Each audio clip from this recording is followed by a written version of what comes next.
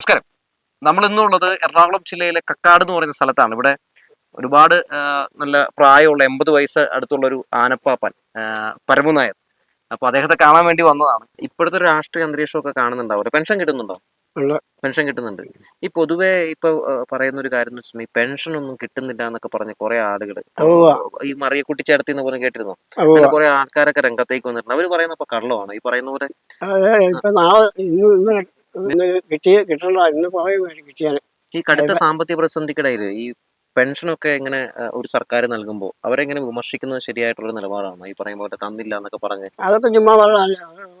നമുക്ക് ഇതുവരെ കിട്ടാതില്ല. നമുക്ക് കിട്ടാറുണ്ട്. നമുക്ക് കഴിഞ്ഞ മാസം കിട്ടി. ഉം. പിന്നെ ഇടയ്ക്ക് ഒരു 2-3 മാസം വെയിറ്റിംഗ് ഉണ്ട്. അത് ഭയങ്കര സാമ്പത്തിക പ്രതിസന്ധി വന്ന സമയത്ത് അതെ അത് ഉടനെ അത് ഇന്നത്തെ ജീവി പറഞ്ഞാൽ അതും ഒരുമിച്ച് കിട്ടും. കിട്ടും. ഉം. ഇപ്പൊ 2 മാസം ഇപ്പൊ നാളെ ചെന്നാൽ കിട്ടും. ഉം, ഉം, ബാക്കില് ഉം. നമുക്ക് വിശ്വാസമാണോ ഈ സർക്കാരിന്? വിശ്വാസമാണ്. എനിക്കില്ല. വിശ്വാസമാണ്. അത് ഈ പൊതുവെ ഇനിയിപ്പോ ലോക്സഭാ തെരഞ്ഞെടുപ്പൊക്കെ നടക്കുകയാണ്. അപ്പൊ ഈ ലോക്സഭാ തെരഞ്ഞെടുപ്പിൽ ആർക്കായിരിക്കും ഒരു സാധ്യത ഇവിടെ നിന്ന് ജയിച്ചു പോകാനായിട്ട്? ജയിച്ചു പോകാൻ മിക്കവാറും ഈ പാർട്ടി തന്നെ ജയിക്കേണ്ട ആളെ. LDF തന്നെ ജയിച്ചു പോകുന്നതാണ് നല്ലതല്ലേ? അതെ അതെ പിന്നല്ലേ ആഹാ. നമുക്കൊക്കെ ഗുണം അതാണ്. അതെ. ഈ പൊതുവെ ഈ പിണറായി വിജയൻ സർക്കാരിനെതിരെ ഒരുപാട് ആരോപണങ്ങൾ കോൺഗ്രസ് ഉന്നയിക്കുന്നുണ്ട്. ഉണ്ട്. അപ്പൊ ഈ ഉന്നയിക്കാൻ നേരത്തൊക്കെ ഇത് കാണുമ്പോ എന്താ തോന്നുന്നു? ഇപ്പോഴത്തെ പ്രതിപക്ഷം ശക്തമാണെന്ന് തോന്നുന്നുണ്ടോ? അത് ശരി അവരെ പറഞ്ഞൊന്നും ശരിയല്ല. ശരിയല്ല. ശരിയല്ല. സതീശനൊക്കെ കള്ളം പറയാണോ ഈ പറയുന്ന ഇല്ലല്ലേ. സർക്കാരിനെതിരെ? അല്ലെ? അതെ അധികാരത്തിന് വേണ്ടി ഇവർ കാണിച്ചു കൂട്ടുന്നതാണോ തോന്നുന്നത്? അങ്ങനെ തന്നെയാണ്.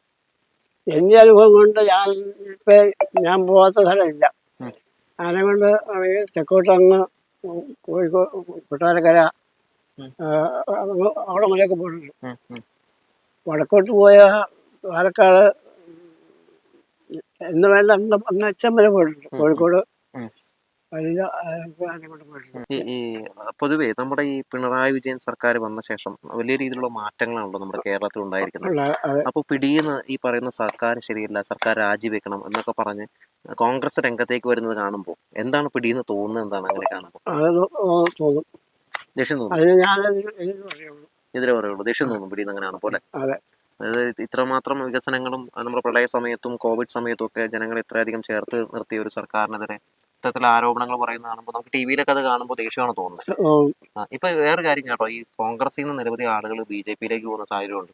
അപ്പൂപ്പൻ അറിഞ്ഞായിരുന്നു നമ്മുടെ ഈ കരുണാകരന്റെ മകൾ പത്മജ വേണുഗോപാൽ BJP-യിലേക്ക് പോയി. അത് കേട്ടപ്പോ എന്താ പിടിയെന്ന് തോന്നി? അവരൊക്കെ മനുഷ്യത്വമുള്ളവരാണ് കണക്കാക്കാൻ. ഒരു തന്ന എത്ര കാലം കോൺഗ്രസ് ആയിരുന്നു. കോൺഗ്രസിനെ കോൺഗ്രസ് ആക്കി മാറ്റിയത് കരുണാകരനാണ്. അതെ. അപ്പൊ അങ്ങനെയുള്ള ആളെ ഉപേക്ഷിച്ച് വേറൊരിടത്തേക്ക് പോകാന്ന് പറഞ്ഞാൽ അത് ഒന്നും പറയാനില്ല. ഒന്നും പറയാനില്ല. ഈ AK ആന്റണിയുടെ മകൻ പോകുന്നു, കരുണാകരന്റെ മകൾ പോകുന്നു. അപ്പൊ ഈ വന്ന് കോൺഗ്രസിലെ പല നേതാക്കളും BJP-യിലേക്ക് പോകണം. അപ്പം വന്ന് കോൺഗ്രസ് നമുക്ക് വിശ്വസിക്കാൻ പറ്റാത്ത അവസ്ഥയിലേക്ക് മാറിയോ? ആയി. മാറി. വിശ്വസിച്ച് നമുക്ക് വോട്ട് ചെയ്യാൻ പറ്റാത്ത അവസ്ഥയിലേക്ക് മാറി. തീർച്ചയായിട്ടും. വിശ്വസിച്ച് വോട്ട് ചെയ്യാൻ പറ്റുന്ന ഒരേ ഒരു പാർട്ടി LDF ആണോ? അതെ ആണ്. അതെ.